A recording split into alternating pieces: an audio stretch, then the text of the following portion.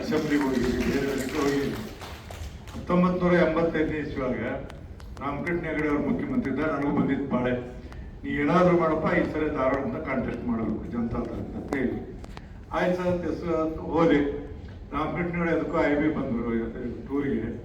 I B ಮುಂದೆ 2,000 ಜನ teachers ಮಾಡ್ಕೊಂಡ್ಬಿಟ್ರು. ಅವ್ರು ಬಿಡಲೇ ಅವ್ರ ಏನೇ ಬಿಡಲಿ, ಇಲ್ಲ ಸರ್ ನೀವು ಅವ್ರನ್ನ ಅಸೆಂಬ್ಲಿ ನಿಲ್ಲಿಸ್ಬಾರ್ದು, ನಮ್ಮ ಕಡೆನೇ ಇರಬೇಕು, ನಮ್ಮ ಕಾನ್ಸ್ಟಿಟ್ಯೂನ್ಸಿಗೆ ಇರಬೇಕಂತ. ಆವಾಗ ಆಯ್ತಪ್ಪ ಅನಿವಾರ್ಯ ಬಿಟ್ಟುಬಿಟ್ರು. ಆ ಬಿಟ್ಟದ್ದಕ್ಕೆ ನಾವು ಬೇರೆ ಮನೆಗೆ ಹೋಗುವಂತ ನನಗೆ ಇದು ಸಿಗಲಿಲ್ಲ.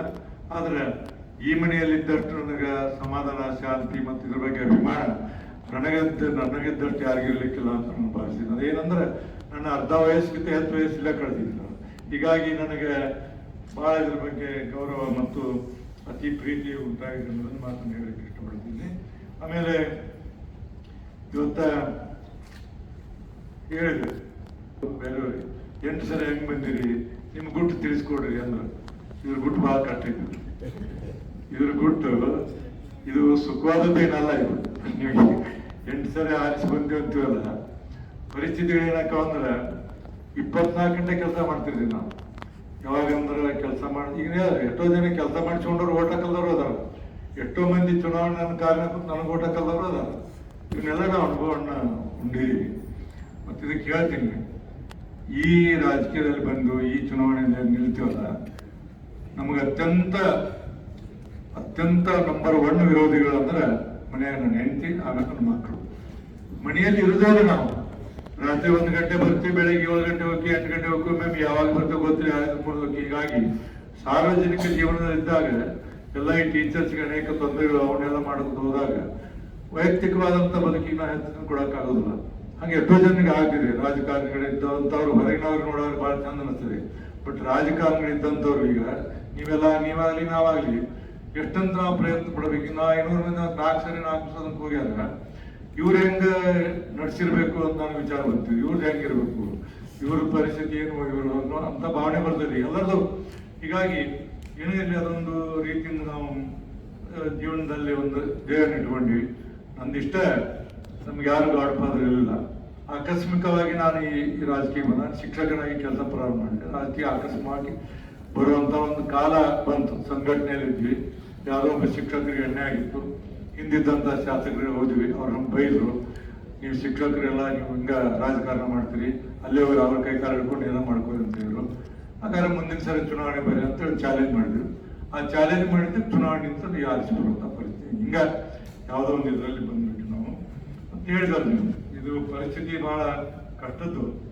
ಆದರೂ ಸಹಿತ ನಾವು ಒಂದ್ಸಲ ಆರಿಸ್ಕೊಂಡ್ವಿ. ಈಗ ಇದನ್ನ ಆರಿಸಿಕೊಂಡಾಗ ಇದಕ್ಕೆ ಒಂದು ದಡ ಮಾಡ್ತೀವಿ. ಯಾಕಂದ್ರೆ ನಮಗೆ ಮತ ಹಾಕಿದವರು ಬಹಳ ಒಳ್ಳೆಯ ಅಭಿಮಾನವನ್ನು ಇಟ್ಕೊಂಡು ನಮಗೆ ಮತ ಹಾಕಿರ್ತಾರೆ. ನನ್ನ ಚುನಾವಣೆಯಲ್ಲಿ ಮಂಜುನಾಥ್ ಅವ್ರು ಹೇಳಿದ್ರು, ನಮ್ಗೆ ಬಂದು ನಿಮ್ಗೆ ನಮಸ್ಕಾರಪ್ಪ, ನೀವು ಹೆಂಗೆ ಬಂದಿರಿ ಇಲ್ಲಿ ಅಂತ ಅಂದವರು. ಇಷ್ಟು ಸರಿ ಅವ್ರಿಗೆ ಅನುಭವ ಆಗಿದೆ. ಶಿಕ್ಷಕರ ಮತದಾರ ಕ್ಷೇತ್ರದಿಂದ ದುಡ್ಡು ತಿಂದು ಓಟ್ ಹಾಕೊಂಡು ಬಂದವರು ಅದು ತಿತ್ತಲಾಗಿ ಮಾರ್ಗದರ್ಶನ ಮಾಡುವಂತ ನನಗೆ ಹೇಳಕ್ಕೇನು ಬಿಡೇ ಶಿಕ್ಷಕರು ಸಹಿತ ದುಡ್ಡು ತಗೊಂಡು ಓಟ್ ಹಾಕಿ ಇವತ್ತು ಬಂದು ರಾಜಕಾರಣದಲ್ಲಿ ಬರ್ತಿದೆ. ವಿಚಾರ ಮಾಡಿ, ಬಹಳ ಗಂಭೀರವಾದಂತ ಇದ್ದಾರೆ. ಇಲ್ಲೇ ನಮ್ಮ ಒಬ್ರು ಬಂದಿದ್ರು, ನಾನು ಬಾಗಲಕೋಟೆಯವರು, ಬ್ರೆಡ್ ಮಾಸ್ಟರ್ ಪ್ರಮೋಷನ್ ಹೇಳಿದ್ದು 2 ಸರಿ ಆಗಿದ್ದಿಲ್ಲ. ಬಂದ್ರು ಒಬ್ರು ಮೆಂಬರು, ನಿಮ್ಮ ರೆಫರೆನ್ಸ್ ಬಂದವ್ರು ಹೇಳೋದು, ಸರ್ 2 ಸರಿ ಹೋಗಿದ್ರಿ ಅವ್ರ ಮನೆಗೆ, ಏನು ಮಾಡಲೇ ಇರ್ತೀವಿ ನಮ್ಮ. ಅವ ಹೇಳಿದ್ರು ನಮ್ಮ ಭಾಷೆಯವ್ರಿಗೆ, ಮಾಸ್ತರ್ ಯಾಕೋ 10,000 ರೂಪಾಯಿ ತೊಗೊಂಡಿಲ್ಲ ಅಂದಿನ, ತೊಗೊಂಡಿಲ್ಲ ಕುತ್ಲ ದೊಡ್ಡ ಚೆನ್ನಾಗಿನ 10,000 ರೂಪಾಯಿ ತೊಗೊಳಿಲ್ಲ ಅಂದ್ರೆ ನೋವಿನಿಂದ ಹೋಗಿ ಮಾತಾಡಿ. ಶಿಕ್ಷಕರಾದಂಥವರು ಸಹಿತ ಇವತ್ತು ದುಡ್ಡಿನ ಮೇಲೆ ಚುನಾವಣೆ ಮಾಡಿದ್ರೆ ಒಂದೊಂದ್ಸರಿ ಬೇರೆಯವರು ಕ್ವಶನ್ ಮಾಡ್ತಾರೆ, ಯಾಕ್ರಿ ಈ ತರ ಸದನ ಇರಬೇಕು, ಯಾಕೆ ಈ ಪೋಸ್ಟ್ಗಳು ಇರಬೇಕು ಅನ್ನೋಂಥ ಭಾವನೆ ಎಷ್ಟೋ ಜನ ಮಾತಾಡ್ತಾರೆ.